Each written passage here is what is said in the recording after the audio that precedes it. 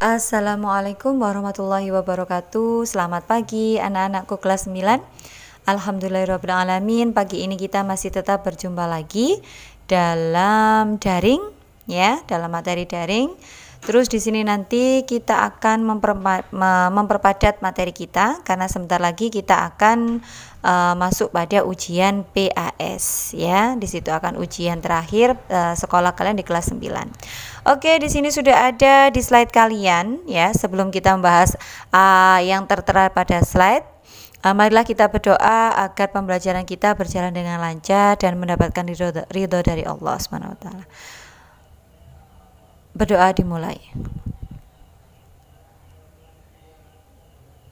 Amin amin ya rabbal alamin. Oke, di sini kita mulai. Pada bahasan kita saat ini adalah tentang teks diskusi. Untuk kemarin kita sudah membahas tentang identifikasi teks diskusi. Terus pada daring yang kedua kita sudah membahas tentang struktur dari teks diskusi. Pada yang ketiga ini nanti yang akan kita bahas adalah dua, yaitu kaidah kebahasan teks diskusi dan cara menyusun atau membuat teks diskusi. Oke, di sini sudah ada kaidah kebahasaan teks diskusi. Oke. Lanjut. Nah, kebahasan pada teks diskusi. Teks diskusi mempunyai ciri-ciri kebahasaan yang khas, antara lain menggunakan tanda hubung perlawanan, menggunakan kohesi leksikal dan kohesi gramatikal, kalimat persuasif, serta menggunakan kata modalitas. Oke, next. Yang kita bahas adalah empat bahasan pada kebahasaan. Satu, penggunaan konjungsi perlawanan. Bisa memakai kata namun, tetapi, sedangkan, bukan, melainkan. Untuk yang kedua, menggunakan kohesi leksikal dan gramatikal. Dalam kohesi leksikal, kita nanti akan bertemu dengan kata reiterasi dan kolokasi, yaitu sama dengan repetisi, yaitu pengulangan kata. Ada sinonim, ada antonim, dan ada hiponim. Untuk selanjutnya pada gramatikal, kita akan masuk pada bertemu dengan adanya kata rujukan dan elipsis atau majas elipsis. Untuk yang ketiga yaitu adanya persuasi menggunakan kalimat persuasif, yaitu tentang ajakan. Masih ingat ya? Untuk yang keempat yaitu modalitas, di mana modalitas adalah kata yang mempunyai makna, kemungkinan, kenyataan, dan sebagainya yang dinyatakan dalam kalimat. Oke, next. Satu, konjungsi perlawanan. Contohnya, televisi mempermudah kita mendapatkan informasi, tetapi tayangan televisi juga memiliki dampak negatif. Kata tetapi yang berwarna kuning itu merupakan contoh dari konjungsi perlawanan. Oke, next. Yang kedua adalah kohesi leksikal. Oke, kohesi leksikal adalah hubungan semantis antar unsur pembentuk wacana dengan memanfaatkan unsur leksikal atau kata yang dapat diwujudkan dengan reiterasi dan kolokasi.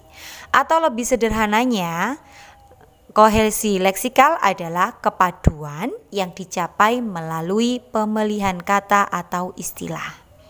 Oke, next. Kata kunci dari leksikal. Oke, kita supaya lebih dekat dengan adanya kohesi leksikal ya. Kohesi leksikal di sini di mana reiterasi adalah pengulangan kata-kata pada kalimat berikutnya untuk memberikan penekanan bahwa kata-kata tersebut merupakan fokus pembicaraan atau pengulangan kembali sebuah unsur leksikal atau persamaan kata dalam konteks pengajuan di mana kedua tersebut mempunyai persamaan ya, relevan yang sama. Yaitu reiterasi dapat berupa repetisi, sinonim, hiponim, dan antonim ya. Terus untuk kolokasi ya, kolokasinya adalah hubungan antar kata yang berada pada lingkungan atau bidang yang sama. Oke, next. Ya. Di sini adalah reiterasi, ada repetisi. Repetisi adalah pengulangan, kata pengulangan ya, pengulangan kata. Sinonim adalah persamaan kata, antonim adalah perlawanan kata, hiponim adalah kata khusus dari hipernim. Di mana hipernim adalah kata umumnya, sedangkan hiponim adalah kata khususnya. Oke, nanti ada contohnya ya. Sedangkan kolokasi adalah kata rujukan. Nah, di kolokasi ada kata rujukan, yaitu kata untuk merujuk teks sebelum atau sesudahnya. Sedangkan elipsis adalah majas yang menghilangkan sebagian kata atau kalimatnya. Oke, next selanjutnya. Di mana di sini adalah contoh kohesi leksikal. 1. Sebagian orang menganggap membawa telepon seluler ke sekolah diperbolehkan, tetapi banyak juga yang menganggap bahwa telepon seluler ke sekolah tidak diperbolehkan. Oke, kata membawa telepon seluler ke sekolah akan diulang lagi dengan kata yang ada di bawahnya dalam satu kalimat, ya. Terus yang kedua yaitu pencakokan tanaman memang menguntungkan karena selain tumbuhan itu lebih baik daripada induknya. Tumbuhan itu juga bisa berbuah lebih cepat dari induknya.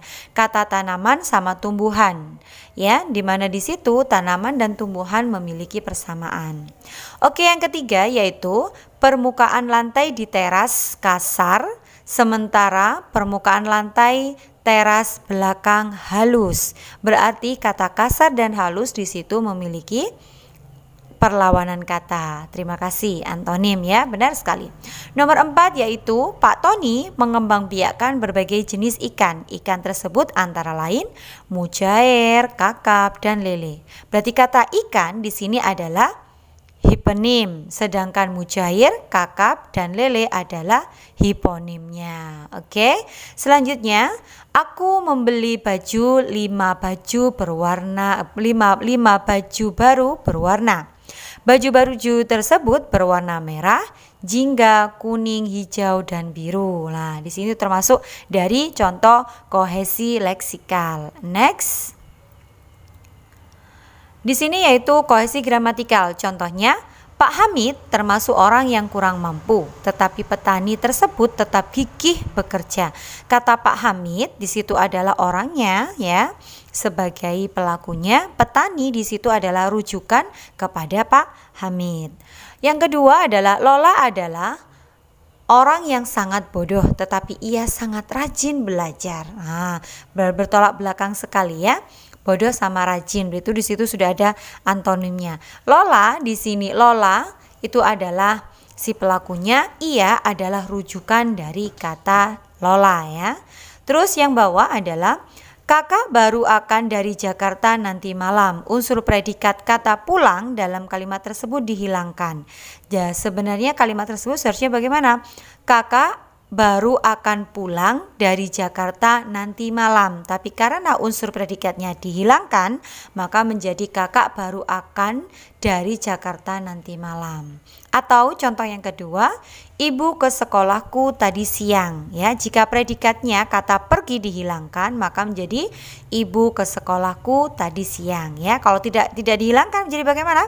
Ibu pergi ke sekolahku tadi siang. Oke, pintar. Lanjut. 3.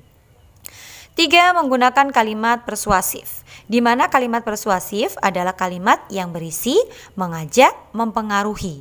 Biasanya menggunakan kata-kata hendaknya, seharusnya, sebaiknya, jangan, ayo, marilah, atau lebih baik hindari. Nah, di situ merupakan kata-kata yang biasanya dipakai, atau kata yang lainnya juga boleh. Yang penting isinya tentang ajakan.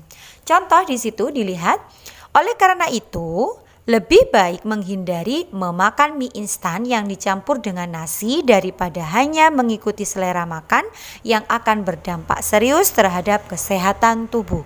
Di mana kata lebih baik menghindari merupakan kata yang menunjukkan adanya persuasif. Pinter. Lanjut. Next, modalitas. Modalitas atau kata modalitas adalah kata yang mempunyai makna kemungkinan, kenyataan, dan sebagainya yang dinyatakan dalam kalimat.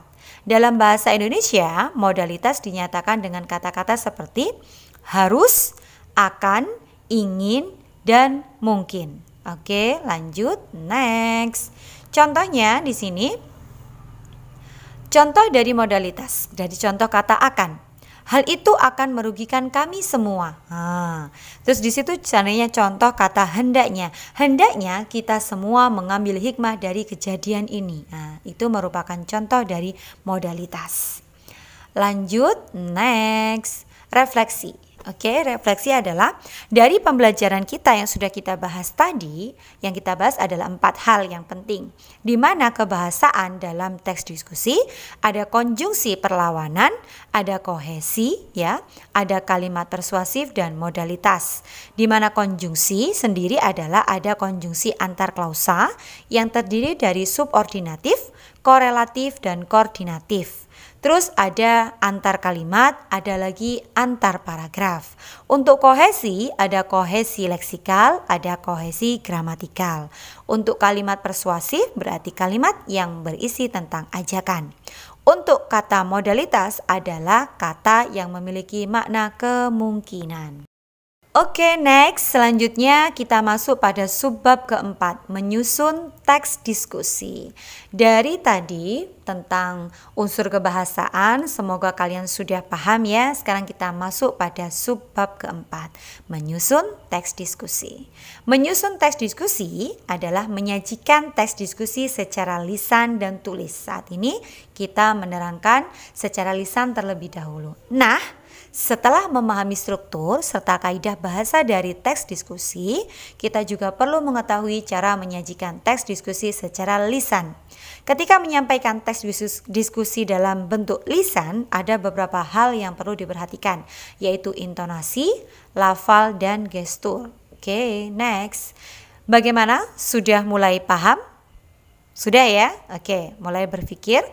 Berarti intonasi adalah nada yang digunakan ketika membacakan kalimat. Intonasi yang baik akan memberikan kesan yang baik pula bagi pendengar. Lafal adalah cara seseorang mengucapkan kata saat berbicara. Next, kalau gestur sendiri adalah gerakan tubuh yang dapat digunakan ketika berbicara agar emosi lebih mudah disampaikan dan orang lebih tertarik dengan apa yang akan kita sampaikan. Sedangkan perbedaan lafal dapat dipengaruhi oleh lingkungan, tempat tinggal, pendidikan, budaya, dan lain-lain. Sama dengan logat ya, dialek biasanya ya, dari daerah mana logatnya seperti apa, dari daerah mana logatnya bagaimana. Oke? Next. Langkah dalam menyajikan teks diskusi secara tulis. 1. Menentukan topik atau perdebatan isu. Ingat, untuk memilih topik, pilih topik yang kontroversial. Yang kedua, menentukan tujuan atau memberi penjelasan tentang pro dan kontra. Yang ketiga, mencari informasi data tentang isu. Kalau tentang pro berarti carilah buktinya. Jika kontra juga cari buktinya ya. 4. Menyusun kerangka teks karangan, mulai dari isu, argumen, terus kesimpulan. Mengembangkan kerangka menjadi teks diskusi. Jadi mulailah di situ dari struktur tadi, mulai diceritakan, dijabarkan tiap kalimatnya, penggunaan konjungsinya ya, sehingga menjadi sebuah karangan. Setelah menjadi sebuah karangan atau sebuah teks diskusi, barulah kalian merevisi atau menyunting teks tersebut supaya menjadi lebih nyaman untuk dibaca dan mudah dipahami. Oke, lanjutnya tugasnya yang pertama adalah coba belajarlah mencari topik yang tepat untuk bahan membuat teks diskusi. Ingat, untuk mencari topiknya adalah yang kontroversial ya.